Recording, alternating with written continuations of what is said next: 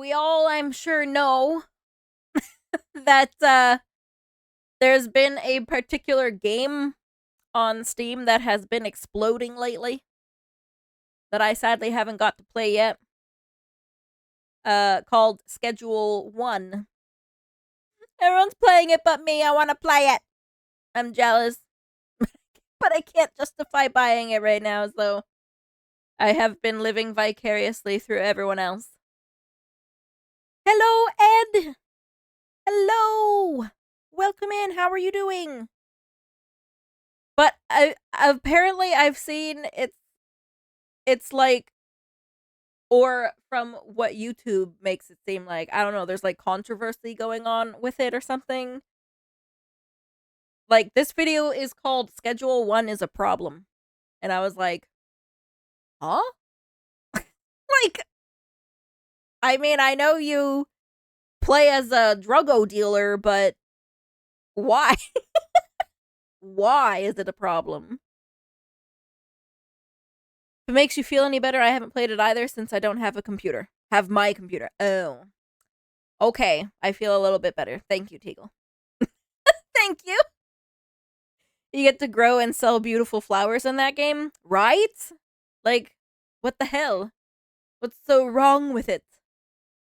I've actually somehow not even seen any real gameplay other than one clip that I didn't even know was the game. All I know is that it was made by some guy named Tom, I think. Oh my god. Yeah, I mean, it's a game made by one person, right? Who made Schedule 1? Okay, what Schedule 1? So Schedule 1 created by and developed by TVGS. Who is TVGS?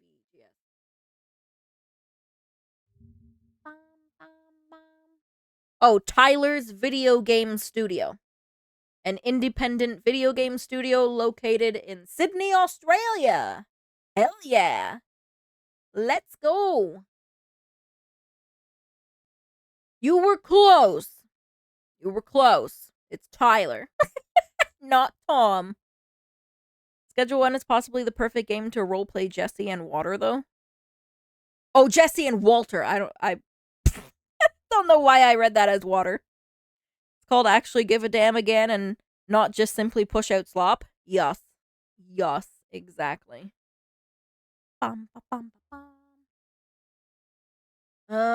Yeah, so you manufacture a range of drugs to satisfy your customers, each one with its own unique production process, discover special recipes to create new drug variants and special properties.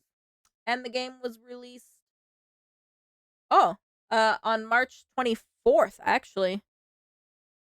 Wow, so it's been out it's been out for like 3 weeks, 4 weeks already or something. Wow. Damn. Bum, ba, bum, bum, bum, ba, bum. Okay. Let's learn. Have you guys noticed how increasingly more common it's becoming for some of these indie games to come out of left field and just absolutely decimate? I'm talking player numbers and Yes. sales that are embarrassing AAA games. Games made by one guy beating teams of 1,000 developers, tens of thousands if we're going to count Sounds Ubisoft like in a this skill conversation. issue. Well, probably not for long, but Schedule 1 is a game about friendship. It's about making connections. It's about starting from the bottom and working your way up. It's a game about drugs. It's a game about drugs, which makes it all the more ironic for how addicting the game is to play. But I'm seeing this game all over the place. It's on Twitter, it's on Reddit, it's on YouTube, it's on Twitch. My buddy who just got his first gaming PC opens up Steam for the first time, and it's the first game that he buys. Games like Schedule 1 are becoming a problem because these games are beating out games that are spending hundreds of millions of dollars to make their games. They're doing it without any marketing. It's not a problem. It is a problem on the AAA games and sounds like a skill issue. Make your games better. Maybe don't treat your freaking consumers like shit, like money machines. Addicting game about addicting drugs. He looks like Eddie Burback. Oh. I don't know who that is. The power of friendship. Unlike our video that we watched the other day. with failing friendships. I don't think this is a problem. I think this is a really good thing because it will push all other game developers to actually make fun games. Yeah, exactly. Like, instead of getting mad at them, maybe freaking take some notes. Take some notes on why they're so successful. Can't wait. The second video game crash. And worst of all, they're cutting out the middleman. You can't have that. Because once you start doing those kind of things, when you have that kind of freedom to create and you're reaching that kind of success, you're going to start to attract some unwanted attention. And that's exactly where Schedule 1 is today. So today what I want to do is I want to talk about the insane success of Schedule 1, my experience playing it, and why an industry that's ran by investors can't let games like this exist. Schedule 1 released 2 weeks ago, and within days, it had already climbed the Steam charts. As of recording this video, it is #1 top seller on Steam. It is #4 for concurrent players, and it recently hit a peak of over 450,000 concurrent players, and now averaging 340,000 concurrent players per day. It's currently outperforming Path of Exile, which just released new content, edging out Monster Hunter Wilds. Oh, I still have to play Path of Exile. I only played a couple hours on stream, and then I haven't touched it. Hello, Warped! Welcome in! Indie Renaissance, let's go! Let's go! After its first title update, and it's completely humiliating the quadruple A spectacle that is Assassin's Creed Shadows. Oh yeah, Schedule 1 is another game. entry in what is becoming an increasingly common trend. Indie developers releasing games with little to no marketing and watching them explode across the internet. Think Undertale, Stardew Valley, Vampire Survivors, Valheim, Palworld, Balatro. Games made by a single developer or a tiny team delivering exactly what players have been missing and absolutely dominating the charts. The game was developed by Tyler, an independent developer out of Sydney, Australia, working under the name Tyler's Video Game Studio. I laugh every single time I read that. Tyler handled nearly every aspect of the game himself, designing the game, programming it, systems, and the art, but he had some help with collaborators like Kay Sewell, who's the one that composed the game's catchy soundtrack. Seriously, I've been jamming that music in the background while I've been writing now, and Cody, too, who created some of the game's graffiti. Now, despite its niche, the game has resonated with an enormous audience, and I think part of that has to do with the genre. Schedule 1, at its core, is just a crafting sim. You start with nothing and you work your way up through progressively more complex crafting systems, increasing your wealth, unlocking more neighborhoods, and expanding your influence. It's a familiar... Yeah, it's pretty similar to, like, other games that are of the same genre, but, I mean, this is what people like. I don't know. Like, you know, don't fix it if it ain't broke. Almost forgot about the wait, quadruple A? There's what the hell is that? I never understood what triple A means. I'm more confused with the quadruple A. Okay, what is triple A gaming? In the video game industry, triple A refers to high-budget, high-profile games produced by major publishers. Okay, they have large development teams, they have extensive marketing campaigns, and a focus on delivering a high-quality, polished experience, often targeting a broad audience and aiming for blockbuster status. Ubisoft being stupid. The quadruple A. I think Concord was supposed to be quadruple A. What the frig? What? Okay, hold on. What is quadruple A gaming? Huh? It's an actual thing?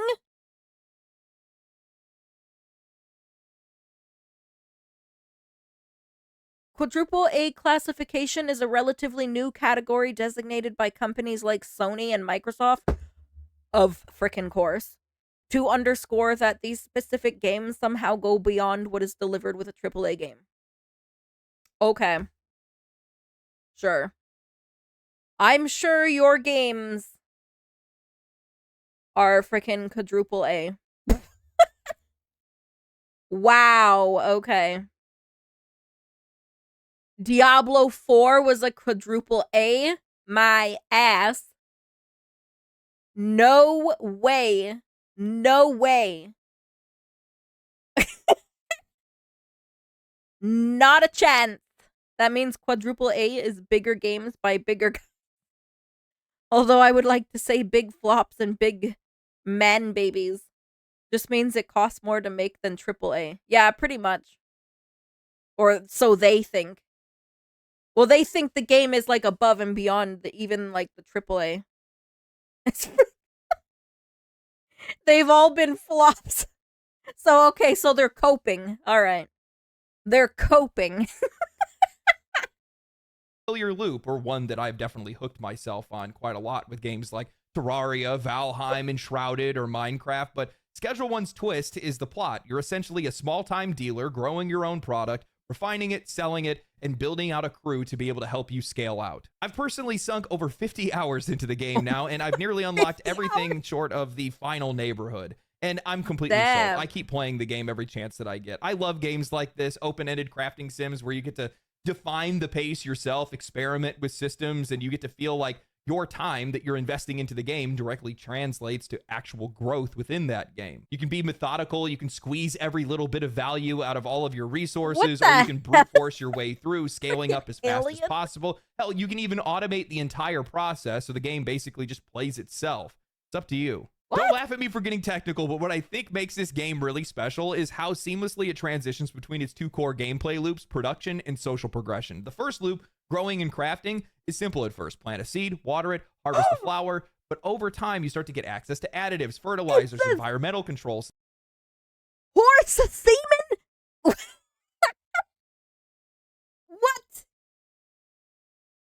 Not bull semen this time. This time we're buying horse semen. Okay. Mega Bean. Energy drinks. And it's not Coke, it's Cuke. But the only thing above and beyond is its price tag. Oh yeah, and microtransactions. Yup. Chibi made a custom drug that turned her character black and she just started screaming. I feel like another reason games are gone downhill is because the company is making them have too many people working on them. Some of the greatest games in history were made by small teams of less than 100 people, if even. The smaller the team that makes it is, the easier it is to make ideas a reality. Yeah, true. I feel like if you have a more concentrated team, like everyone is able to focus better. Because you don't have like 50 different people working on something and then they're all like, oh wait, I already did that, or, getting confused, whatever. I remember when almost everyone snoozed at indie games and just stuck with the tried and true. Yeah, indie games used to not be so big, but now almost all I hear about are indie games. It's my favorite. I don't There's only like a few AAA titles and stuff that I'll play, but most of the time I play indie games. Limbus Company, a small dev gacha game. Night Runners. Yeah, there's a lot of good indie games. I mean, there's a lot of bad ones, but there is a lot of good ones. Ever since Minecraft's success, that all started changing. Minecraft is still going strong, jeez. I think the big reason all the big names are flopping is because they force inclusion and diversity to appeal to modern audiences. Yeah, and then, like, that audience that they're trying to please is so small in comparison to, like, the majority of the audience that will buy the game. But, like, and they're just doing it in such a bad way. Like, you can have inclusion and diversity in games and still make it a good game. Like, hello, Baldur's Gate. You know what I mean? Baldur's Gate had that, and it's fantastic. Games used to be an escape from reality, but now the games are just an extension of all the shit we have to deal with in reality. Right? Right? Like, why do you want real life to be in games? I play games to get away from real life. Thank you very much. Even the minorities they are trying to forcefully include are likely turned off by the final products unless they are organic and still made with soul, like Baldur's Gate. Yeah, I've seen a lot of them say, like, bro, this is embarrassing.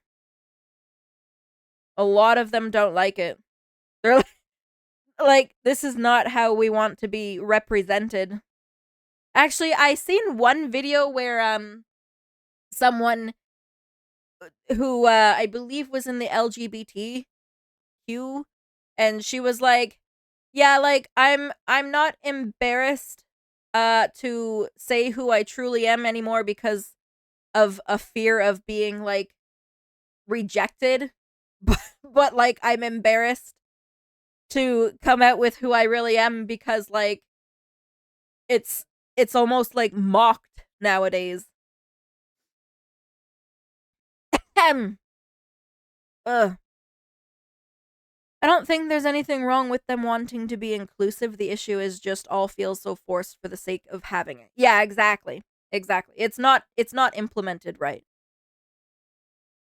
And scalable infrastructure. Every plant that has its own unique traits, cost, potency, NPC demand. Then comes in the mixing system where you can start to enhance products with different effects, like making NPCs shoot out lightning, walk around on clouds, or turn them into aliens or zombies. It's ridiculous, but it serves a purpose to increase the product's price and its appeal to your customers. I found myself lost here for hours experimenting with different mixtures and different orders of those mixtures and different effects that they could have, and now I have an 8-buff recipe, completely automated, and it's listing the product for over $1,000. That feels good. Which then that brings me to the game's second loop, networking. And as your operation grows, you start to target different specific NPCs based on their preferences. You start to build rapport, earn trust, unlock new customers, recruit new crew members, and eventually get access to new suppliers. They're going to boost your overall operation. It's a system that blends an emergent strategy with good old-fashioned trial and error, and it's surprisingly deep. Look, I'll be honest with you guys, I completely assumed that this game's popularity was mostly due to its shock value.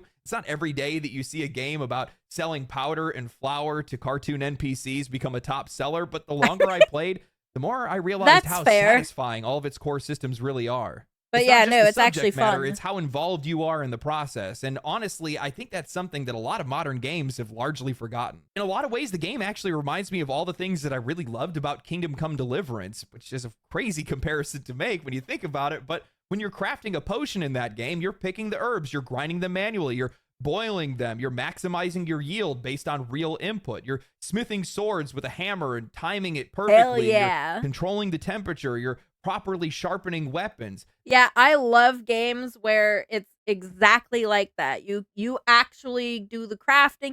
Like, granted, sometimes it can be a little bit too tedious depending on how they have it. But I like to like craft things in games. If I'm playing like a city builder or something like Valheim. Valheim is kind of a bad example for what I'm about to say, but when I'm building stuff in the games, I like it when a game has the implementation of people move into Medieval Dynasty is a good example. You can build like homes and stuff, and then you actually have people that will move into the homes, like NPCs, and they'll live there and they'll work, and it is very satisfying. Very. Technically, this game is Breaking Bad. Breaking Bad, the video game. True. One of my favorites was Skyrim, where you just kind of have to eat things that you pick to learn what it does. See? Yeah, because it's fun. It's like Discovery. It's like, ooh, what's this gonna do if I make my character drink it? And then you're like, and then your character like is like puking everywhere, and you're like, oh, all right, I shouldn't eat that again. I can't do survival crafting games. Oh, they're some of my favorites. some of my favorites. This game makes you feel like you're doing that sort of work. Schedule 1, despite its goofy presentation, accomplishes something very similar here. You're adding ingredients, you're testing combinations, you're watching the effects, packaging your own product, and you're hitting the streets to make sales. The feedback loop is immediate and immersive, and it's not about watching a progress bar, it's about feeling like you're actually earning something by doing it. And it never loses its charm. The art style is crude in a deliberate way, full of absurd and surreal-looking NPCs with exaggerated animations. You're hiding in dumpsters. The game's fastest vehicle is a golden skateboard, and you're brewing concoctions that warp the laws of nature itself. But underneath all of that madness is a tight, responsive, and deeply satisfying gameplay loop. You're laughing 1 minute, and you're planning your expansion strategy the next. I love that every system feeds into one another. Want to automate your production? Well, you're going to need to build out, buy some infrastructure, and hire some employees. Want to scale up quickly? Well, you're going to need to build rep with your suppliers to be able to make more product. Want to maximize your profit? Well, you're going to need to mix with precision and cater to customer demand. Yet at the exact same time, you can ignore all of that if you want, but if you want to dive in, you're rewarded for it. There's a surprising amount of freedom in how you approach everything. You can have your crew pushing your product while you're the one that's focusing on crafting. You can work solo and micromanage every step. You can run your empire in real time. This reminds me a lot of Supermarket Simulator. Yeah.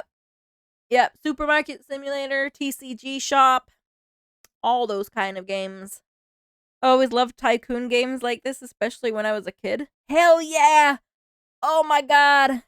I played the absolute hell out of Roller Coaster Tycoon, and then there was another one called Zoo Tycoon.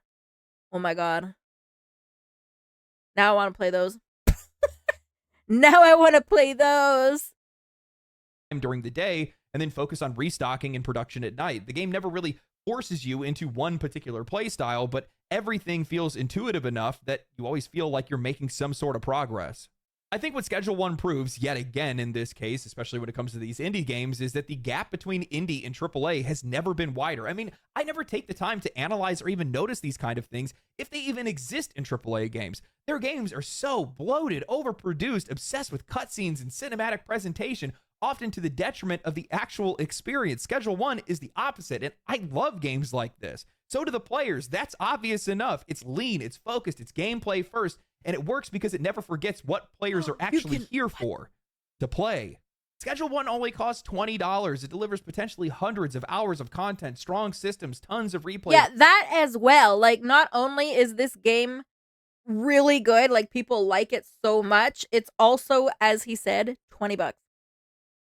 Like, versus your AAA game, which is like, here anyways in Canadian, $80. Actually, by the time you add tax, it's like $90. Like, obviously, I would prefer the $30 game. That's just as good or better.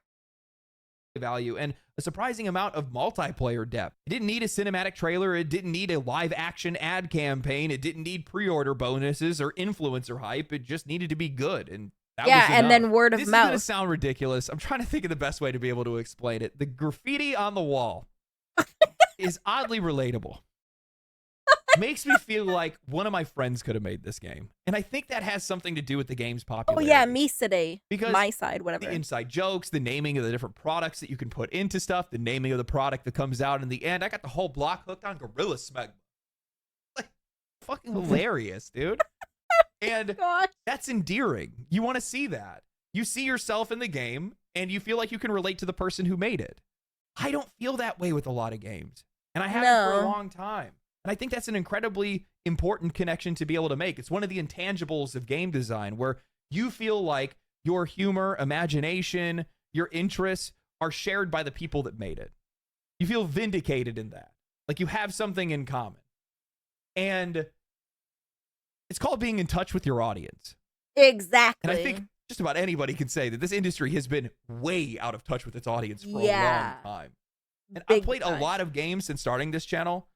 And at this point, I'm starting to feel like these game developers live in an alternate universe. Nothing feels relatable to me. Everything has to be a tangent to what's going on in the real world. Everything has to have a deeper message. Not everything needs to be like that. It's just not necessary. $20. Another $20 game goes on to sell millions of copies, making a solo developer a millionaire overnight. You know, when this game released, and if I Good. He immediately deserves started it. to find some popularity, the developer went and put the game on sale. Who does that? Somebody that wants to make money. Somebody that knows what you need to do. Make a fun game. Make it fairly priced. People buy it.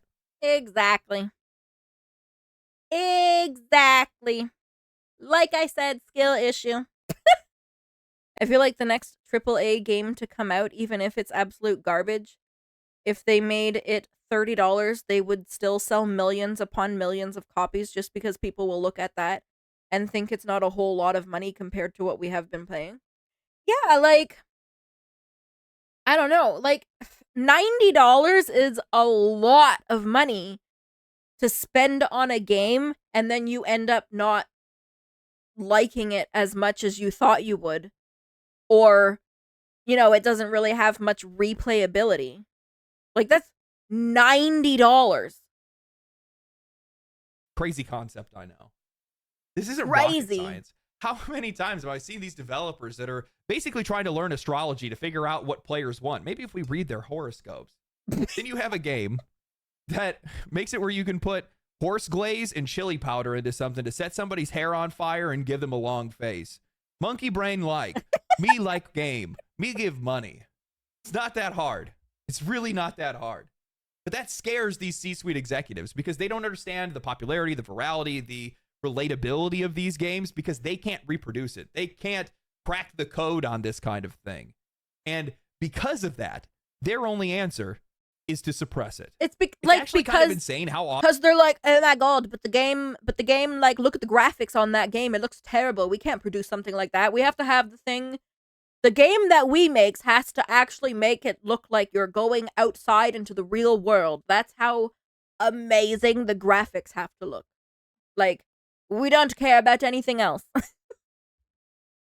often we're seeing some of these viral indie hits run straight into some form of cold corporate or bureaucratic resistance, whether it's from platform policies, rating boards, legal ambiguity, or flat out attempts to suppress or discredit them. There is a growing pattern here. A developer releases something fresh and unexpected, it takes off, and suddenly they're in the crosshairs, not because they did anything wrong, but because they succeeded outside of the system. When you take a moment to look at the legal and bureaucratic minefield that these indie developers have to tiptoe around just to be able to release a game, it's genuinely surprising that we ever see anything original at all. The modern gaming landscape isn't built to encourage creativity. It's structured to protect existing power, intellectual property, and investor interests. In some ways, the system is designed to suffocate innovation unless it's coming from an approved source. I mean, Balatro got slammed by ratings boards for supposedly promoting gambling just because it used poker hands and a scoring system despite no real gambling mechanics being in the game whatsoever. Pal World came under fire for copying Pokemon, even though the gameplay is wild. Whatever happened to the freaking Pal World and Nintendo? Did they even have like a conclusion? Or are they still going? Because I haven't heard anything about that anymore. One of my favorite games is Deep Rock Galactic. It's super simple and doesn't have extremely good graphics, but it's still an incredible game. Yeah, like, I don't really care about graphics as much as I do gameplay.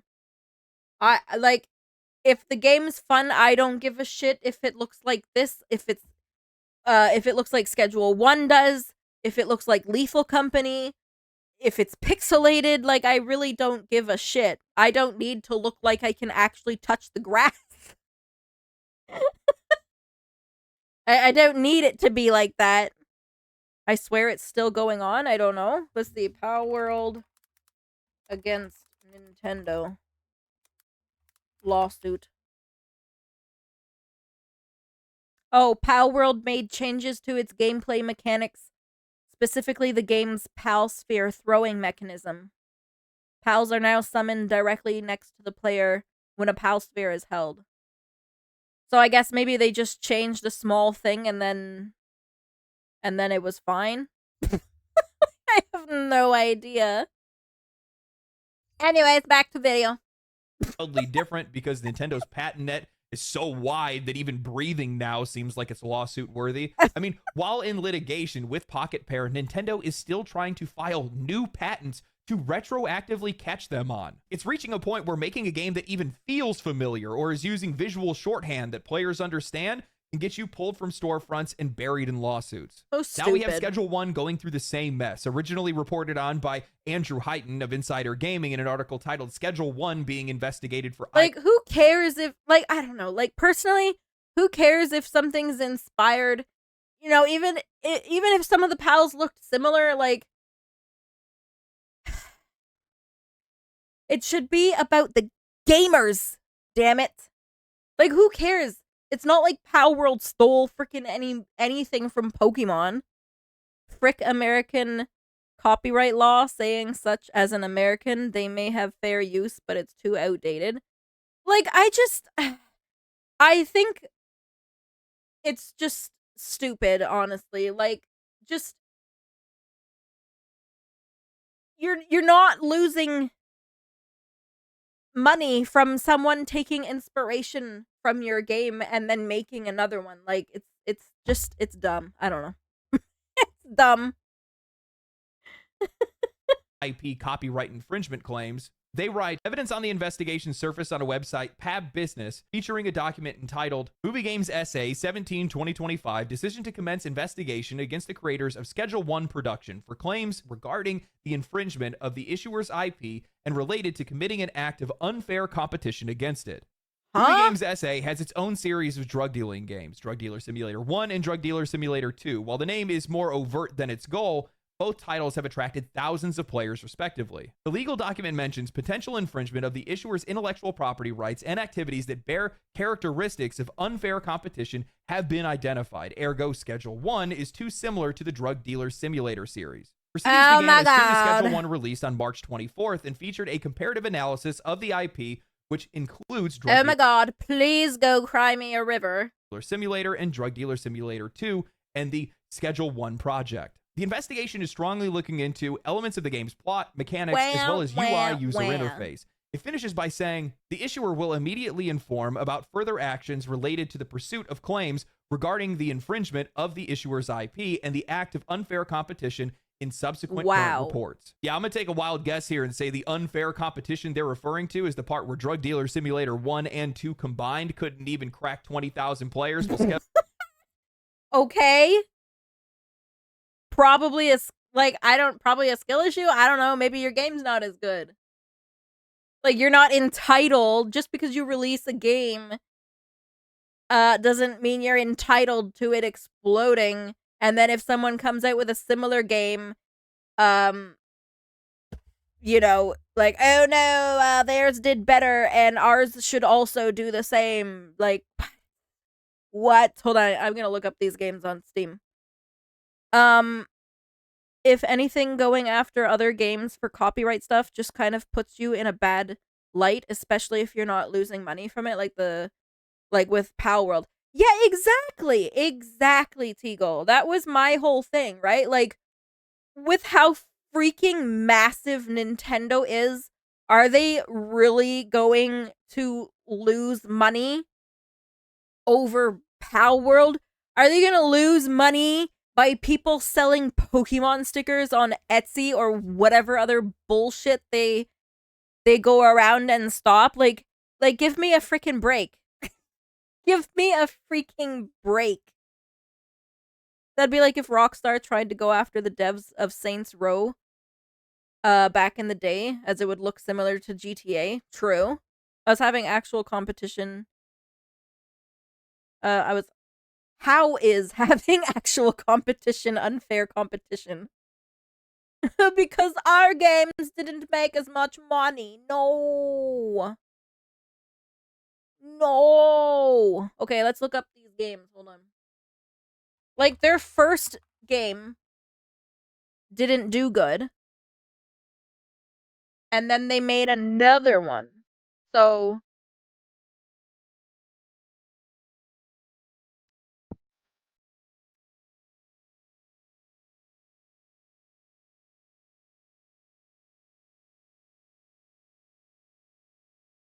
they took a more realistic approach to it then.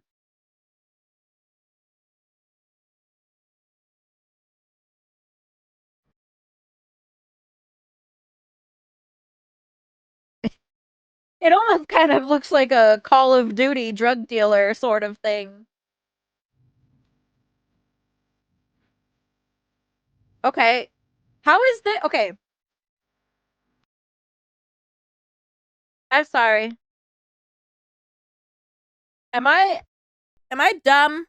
How does this look anything like Schedule 1? How? It looks nothing alike. Like, this has such a more realistic approach to it. Oh my god. Okay, so what are the what April 15th? People are leaving them negative comments. The devs of this game have to be stupid because expecting to sue an indie dev over a lie is insane work.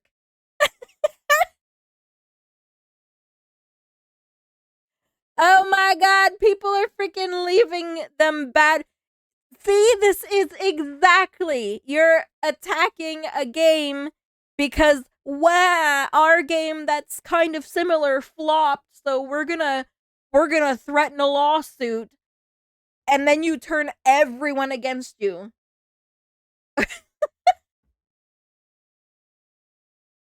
Wow.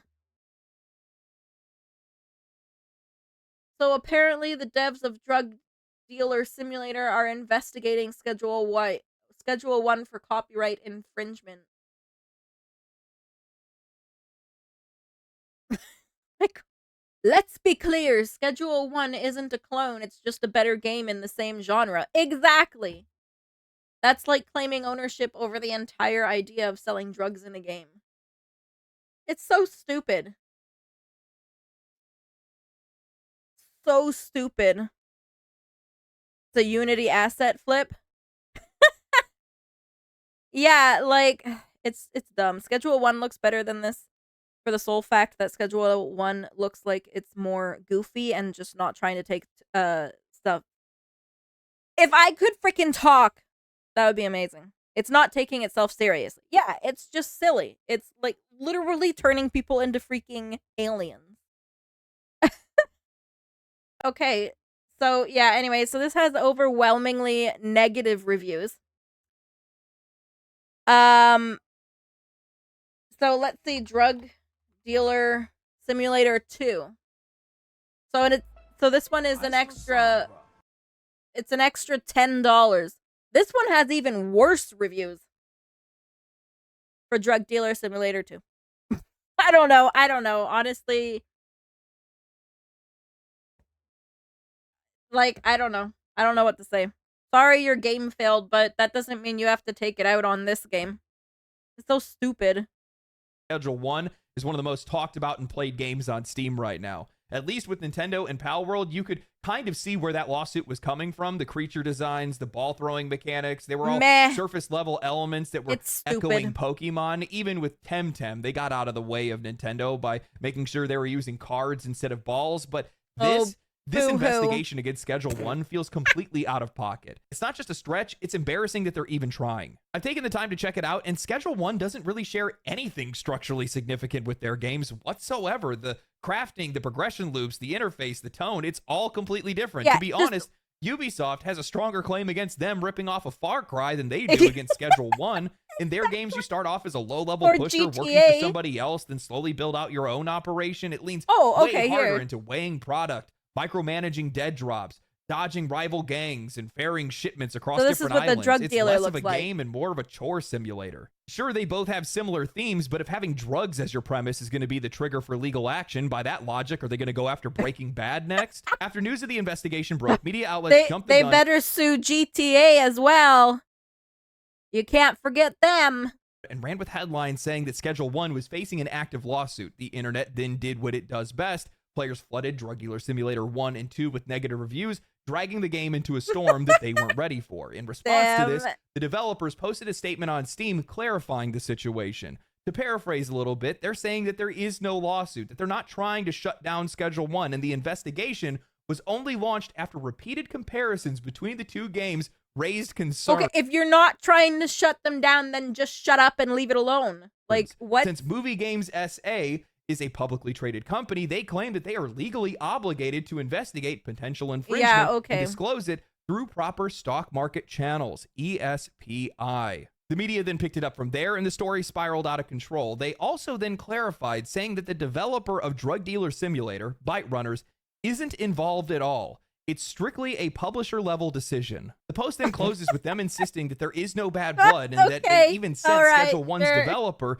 best wishes before the game blew up. But whether it's legal obligation or damage control, it's clear that this isn't the kind of attention that they were expecting. And this is where things get really weird for me, because there was a second response, and this time it was from the actual developers at Bite Runners, where I think the first response was actually written by their publisher, and it's kind of a plot twist. In a statement that they posted on Twitter, Rafal, the CEO and developer of the Drug Dealer Simulator series, basically said, "We had no idea that this was happening." According to him, the development team wasn't informed of the investigation at all, and they only found out when the story blew up online, claiming that they were just as blindsided as everyone else. He writes, "In light of the recent Movie Games versus Schedule 1 legal investigation controversy, I would like to state that we, Bite Runners, the development studio behind Drug Dealer Simulator series, do not have any ill intentions towards neither Schedule 1, TVGS, or the game community. Actions taken by our publisher, Movie Games SA, are a part of an internal policy and business interest, which we have no influence over. We were not informed of their plans and were also surprised by this course of action. We are currently in talks with Movie Games on this matter. For now, we do not want to publicly neither condone nor approve of the actions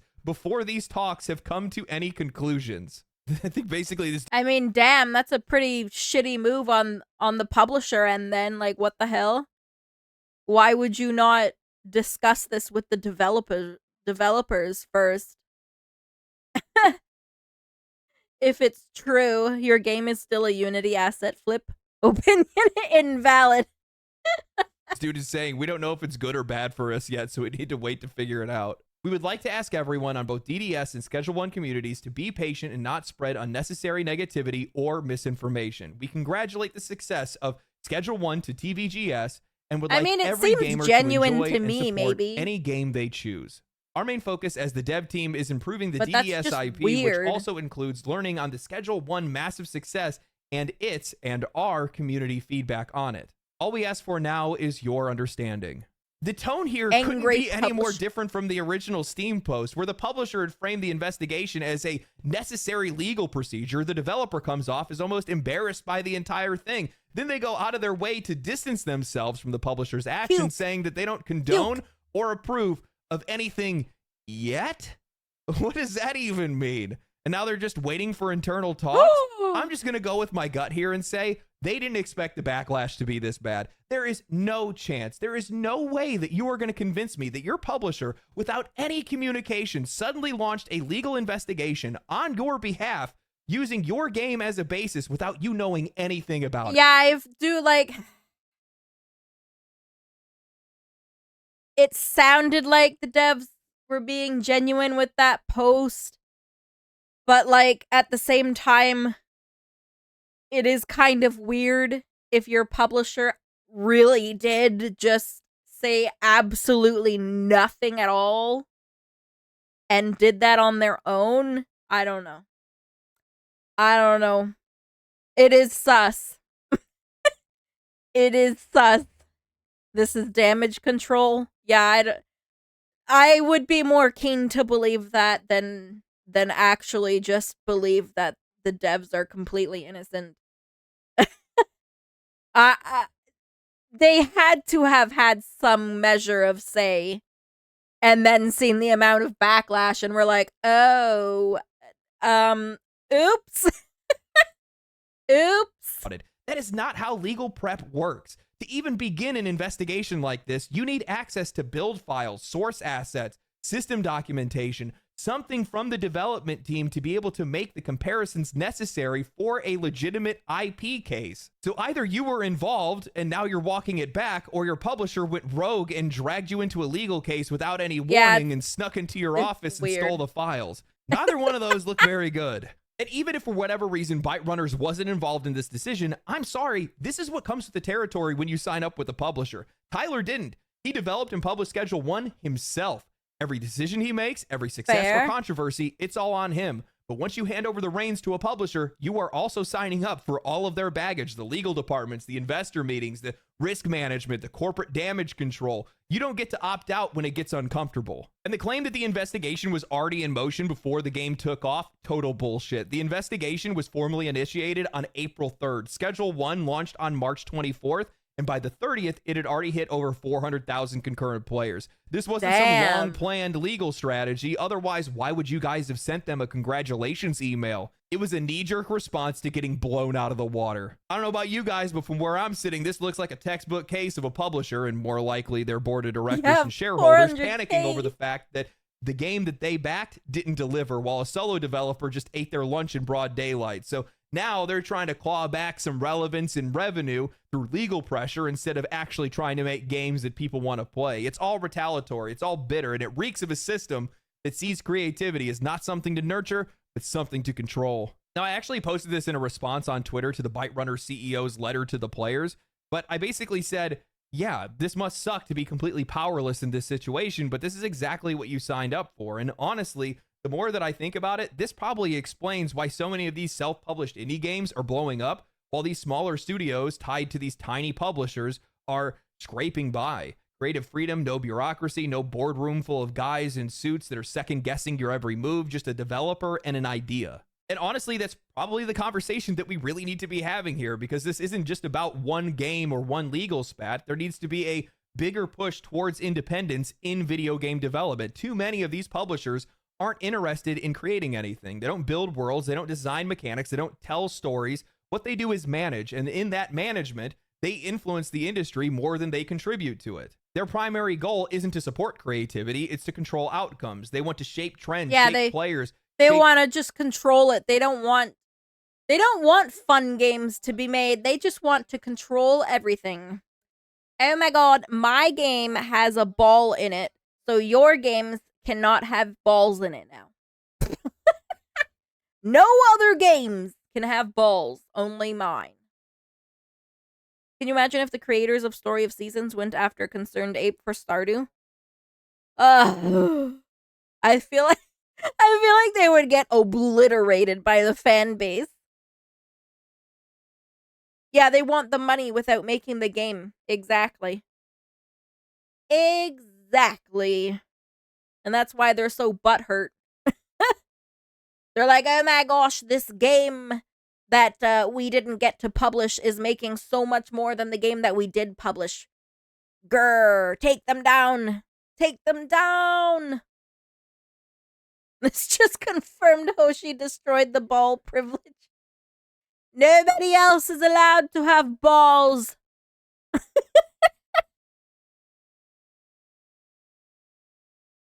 Spending habits. And when they fund something, that comes with strings attached, strings that always pull in the direction of risk aversion or maximizing profits. Sure, publishers offer funding and infrastructure. They offer visibility, marketing pipelines, access to networks, but it comes at the cost of freedom, of voice, of innovation. How many times have we heard stories about developers that were pressured into adding in microtransactions that they didn't want to put into their game? Or how many times have we heard about games that were forced to pivot towards live service even when that didn't fit their vision? These decisions rarely come from the development team themselves. They come from people upstairs, people staring at spreadsheets, not playtests, people who see creativity. That's sad that they just ruin your whole vision for your game. And like, I can't imagine being in that position, because I feel like it would just make me not want to even put the game out anymore.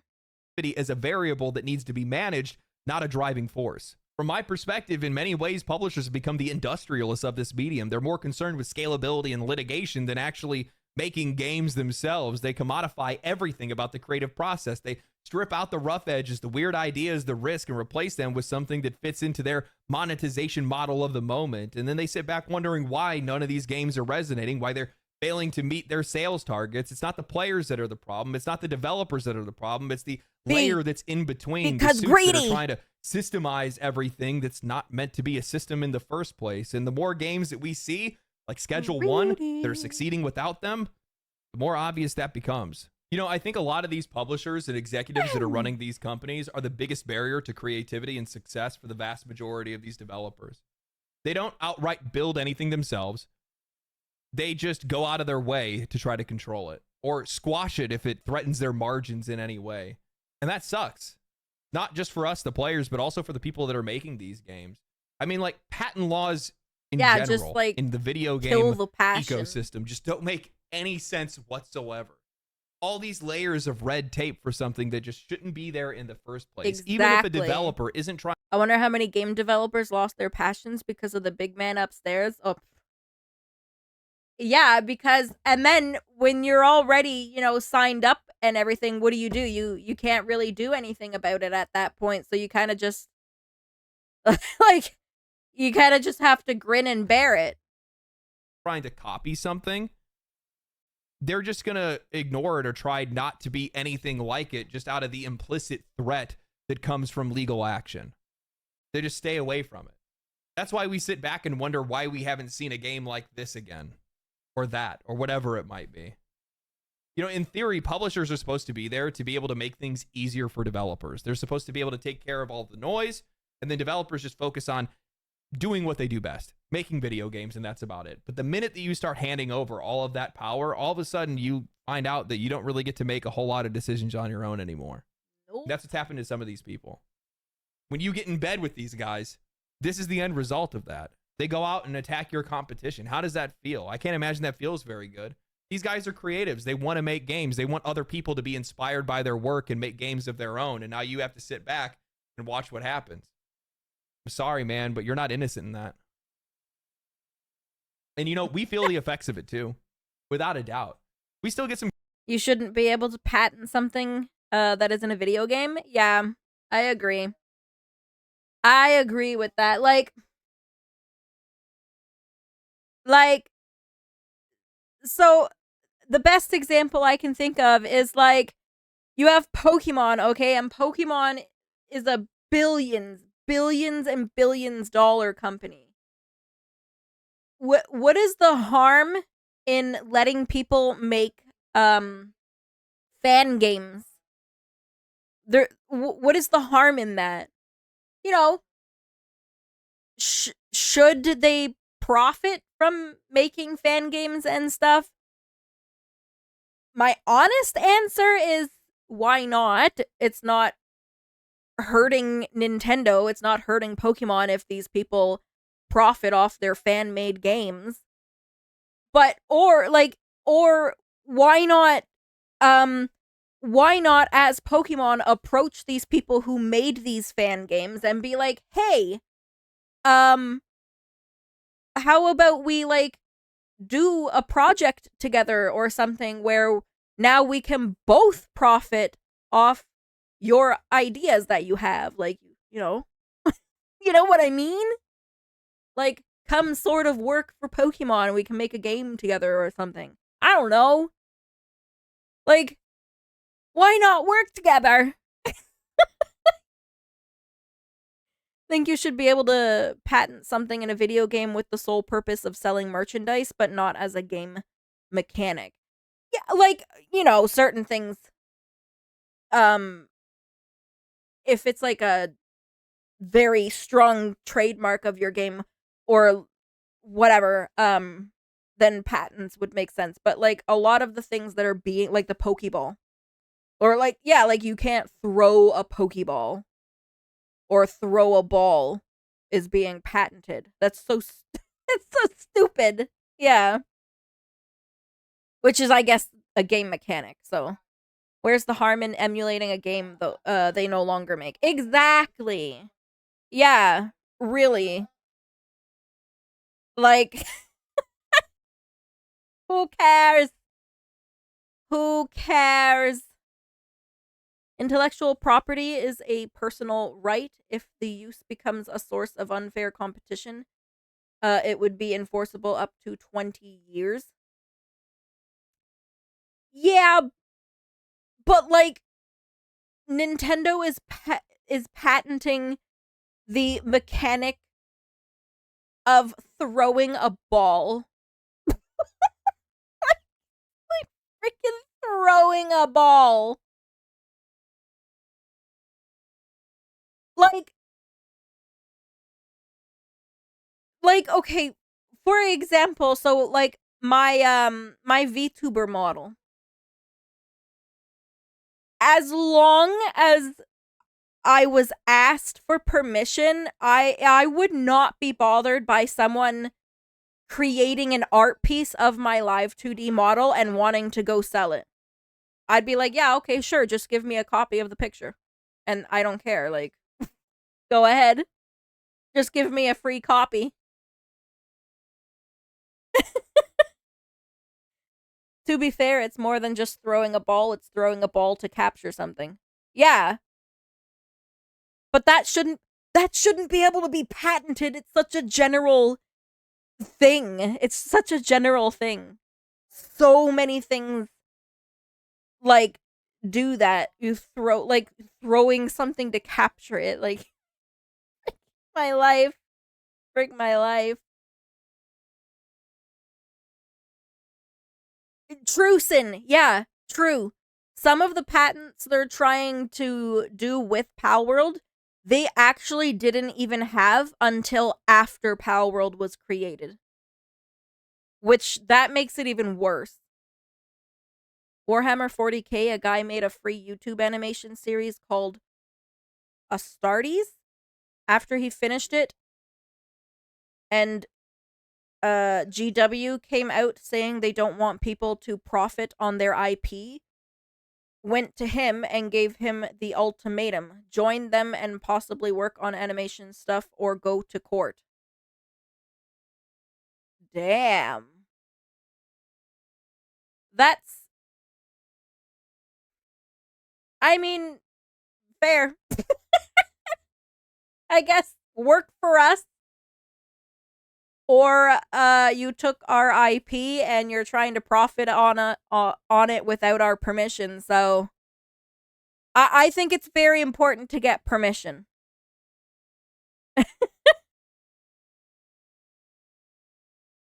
I think the issue that uh that is with Palworld is that it's specifically a ball. Other games you would throw a net or a crate or something to capture it, but Pokemon is really the only one that uses a ball like that where it sucks the creature into it. Not that I don't think it's stupid that they are trying to go after Palworld, but on the same, I can kind of understand. Yeah, like, I get it. I get it. But, like, it's such a dumb thing to try and patent. Like, you're really gonna be butt hurt over another game implementing a ball being thrown. You really have to protect that, or you're gonna lose money. He works for them now. Have you seen Secret Levels? He was the head animator for the 40k animation in that episode. Oh, nice. Nice. That's awesome. I'm glad he took that option. Someone tagged someone in their own post mad because she didn't give them credit for being inspired by her outfits. Honestly, I looked at them and I did not really think they looked similar, but I don't know. Yeah, stuff like that. It's like,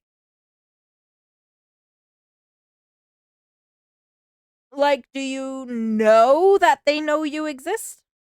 You know for a fact 100% that they took inspiration from your outfits? You know, if they did, then yeah, fine, they should have given credit. He works. Oh, I read that already. I read that already. If Pokemon and Nintendo are so concerned about other games doing better, maybe they should just realize their games on Xbox. Oh, release their games on Xbox. Totally not just saying that so I can play Nintendo games and get achievements. If they're so concerned about other games stealing their thunder, then maybe they're doing something wrong. Some great games, but at the exact same time, I mean, I've had a really weird feeling that things have just kind of felt samey for a really long time. Very samey, very safe in a lot of cases. And I think that comes from the fact that, if any game tries to make a game like Pokemon, they're going to get scared away, or they're going to get sued into oblivion. Thank you, So many Avachi. mechanics. I mean, look at the way that Nintendo has litigated and patented just about everything. Sony's been doing the same thing. Look at WB Games and the Nemesis system. Something that would revolutionize RPGs, and we'll never see it. Ever. Yeah. They don't There's care such about a gamers. poison to this industry. It's insane. And you look around and notice almost every single one of these breakout hits have always been self-published. And in some cases where these developers did go through a publisher, the only reason they did that was to be able to protect their identity. There needs to be more options for that. That needs to be nurtured and taken care of. There needs to be more developers that are making games themselves, publishing games themselves, and there needs to be an easier way for these guys to get onto platforms without the need of a publisher. I can agree with that. Yup. Look at Lethal. Yeah, Lethal Company. We actually mentioned them earlier, but yep, they're another one. They were released by the devs, or the dev, I don't know, one person again made it. Like, instant success. Another thing about Lethal Company is they encourage mods. Yeah, exactly. Yeah, Baldur's Gate does the same thing. And why not? Why not? Mods are something that keep people playing your game, which, like, I would think is a good thing. I think companies like Xbox and PlayStation will eventually see these games like Schedule 1 making a ton of money and make some way for indies to easily upload their game. At least I hope they do. Yeah, because I think most indie games like Schedule 1 are only on Steam, as far as I'm aware. Yeah, they're not on PlayStation or Xbox or anything like that, just Steam. Pretty good stream. Project Zombies, for example. Project Zombies has a lot of mods. That's another indie game, right? I need to freaking play that still. I need to play it. Yeah, like, I don't know. You want people to keep playing your game, and mods is something that keeps people playing your game. So what's wrong with them? Why not encourage them? Why not make it easy to have them implemented into your game? There's already ways for them. You don't even need publishers anymore. Sure, for like legal and patent and stuff like that, hire a lawyer, man. Why are you handing away all of your profit, all of your control to a bunch of people that don't want to have anything to do with the creative process whatsoever? It just doesn't make any sense. You can promote your games online with no problem. Balatro had next to no marketing whatsoever. Schedule 1 had next to no marketing whatsoever. Valheim had no I never heard of I didn't hear of Schedule 1 until literally it came out, and I seen everyone playing it, whatever. Marketing whatsoever. There's so many more examples that I could give of games that never had an ad or a commercial or anything like that. They were just on Steam. Just bam. People played it. It appeared out of nowhere. Spread by word of mouth. Yep. Fair price, good game. People go buy it. As far as it needs to go. That's what needs to happen. We need more of it. And I want that to be a big focus. I think Steam is the leader in that. Steam's definitely the one that's been pushing and helping a lot of these indie developers be able to find their legs in the industry. And I appreciate that. I think everybody does. There's a lot of games that we would have never had if it wasn't for Steam. So, yep, very true. Thank God for Gavin.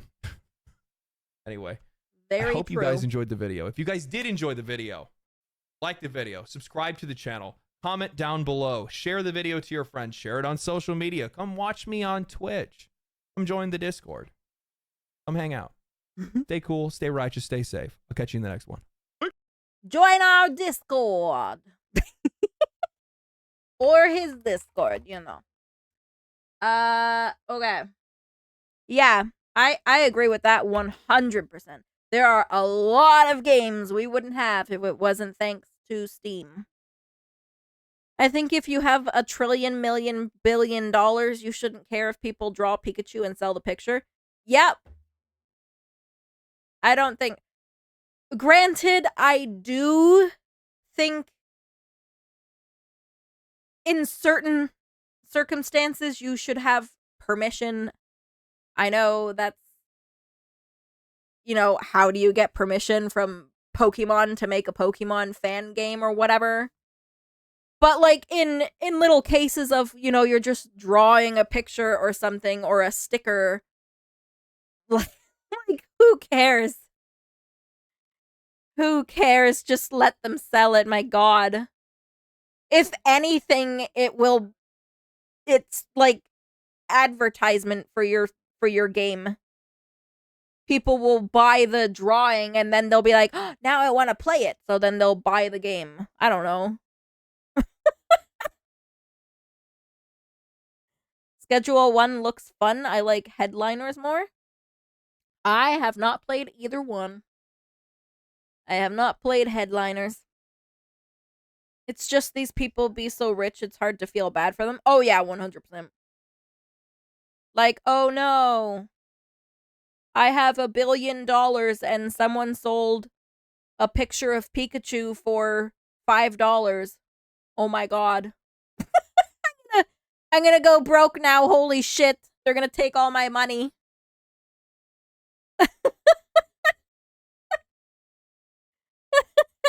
Can't believe I didn't get my 10% cut of that $5. I'm part of a group of maidens of what? A group of maidens of gaming whose Twitter has been hit with DMCA takedowns from Nintendo themselves for sharing fan art that we're not even profiting off of. What? Okay. Oh man. Nintendo's like shitting on their rep, man. Nintendo is just absolutely taking a big, massive dump on their reputation. I feel gross supporting them now. The same as I feel gross supporting Sony. But, like, I'm a gamer, so what am I gonna do? I don't, frig my life. Fudge me, I guess. It's called Maidens of Gaming. Yeah, Nintendo is out of control. For no reason. And now they're coming out with a friggin'... Okay, so they announced variable pricing for their games. Like Bowser, the CEO, literally announced that they're doing variable pricing for their games on the Nintendo Switch 2. So literally they're going to look at the game that they create, and they're gonna pretty much be like, yeah, I think this one's worth $80, so that's what we're gonna price it at. Or like, yeah, you know what? Maybe this one, it looks like $100 game. We're gonna price it at $100.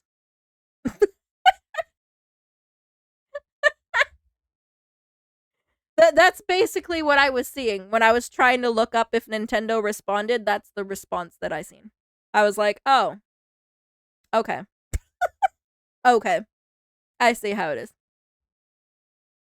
Too many times I've spent my money for a game that I played for maybe a couple of days, then want nothing to do with. Yep, I've had games like that too. I can't think of any off the top of my head, but there are games. Actually, Path of Exile.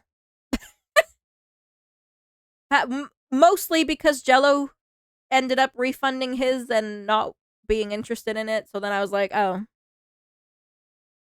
So then I was going to play it on stream, and then I played it once on stream or maybe twice. I don't know. And then I haven't touched it since. But yeah.